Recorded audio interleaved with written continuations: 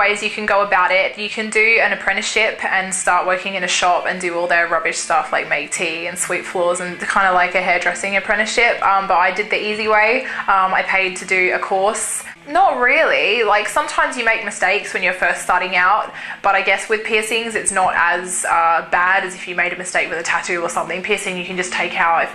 If you ruin it, then it's not such a bad thing. Like obviously it's crap because it hurts to get them done, and if it's not done right then you have to start all over again. But I think the only thing that makes you feel like you don't want to do it anymore is because you've made a mistake, and it just makes you feel bad about yourself because you've done something that's upset somebody else. But usually people are pretty forgiving when you first start out, so I don't think I've ever felt like I wanted to quit. I don't ever do a piercing I'm not comfortable with. So if someone comes in and says they want something, and I don't want to do it, or I don't feel comfortable with doing it, or I don't think it'll look good, then I'll tell them. Obviously at the end of the day it's up to them. If they really want to get something that I don't think is going to look nice, then it's completely up to them and I will do it. But if I really don't feel comfortable and someone says they want a certain piercing and I don't want to do it, then I just won't, because I feel like you're more likely to make a mistake if you're not comfortable with doing something and then you do it anyway.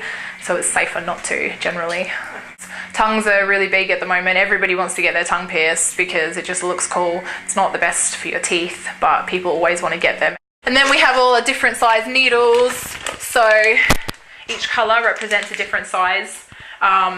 You pierce, there are a few ways to do it. You can pierce with the needle and then go with the same size jewellery as what the needle is. I definitely think it has become more of the norm. You find a lot more girls are coming in to get their lip pierced or their nose pierced or things like that, but it's still, there's loads of discrimination in the workplace. If I was to leave this job and try and find work somewhere else, I'd be really hard pressed to find somewhere, because a lot of places will take one look at you and not even bother with an interview or talking to you at all. They'll just look at you and judge you on your work abilities just from how you look, which I think is kind of stupid, because like most of the people, or all the people here, are a lot harder working than some of the people I know who work in Sainsbury's, who have like blonde hair and do all that. It's up, which is called plugging.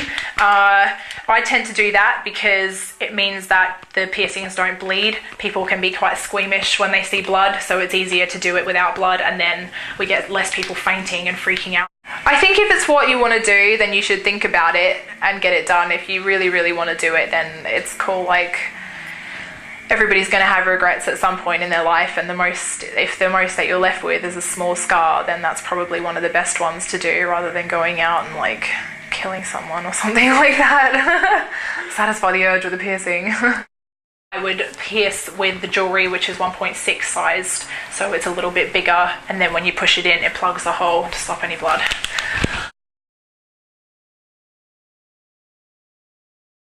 See, we wear gloves because there are bloodborne pathogens, things like hepatitis C, hepatitis B, HIV are all transferred by blood. So if you don't wear them and you prick yourself as you're piercing, once you've already pierced the other person and they have one of these things, then obviously it can be contracted to you.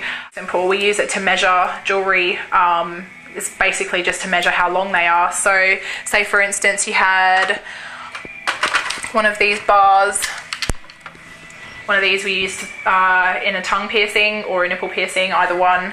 You just measure it on the inside like that. These are pretty much just an alcoholic wipe. They smell like vodka, they taste like vodka. It's just to sterilize the area because alcohol is obviously the most sterile thing that there is to use. So we use this on every piercing before we do it. Wouldn't recommend using them on anything that's overly sensitive though. Genital piercings, do not use these because it will burn. We have these gauze, sterile gauze wipes as well. These are mainly for piercings that do bleed. Say for instance the single point dermal anchors that I was explaining before. You need to have gauze that's sterile and not just using a paper towel, because it's been out in the air and germs float, bacteria is everywhere. So if you open it from a new packet, then it's not going to have anything on it to infect the wound. We do that with all of our jewellery as well. Everything is in its own little bag, which takes absolutely forever, but that's how you know it's nice and clean.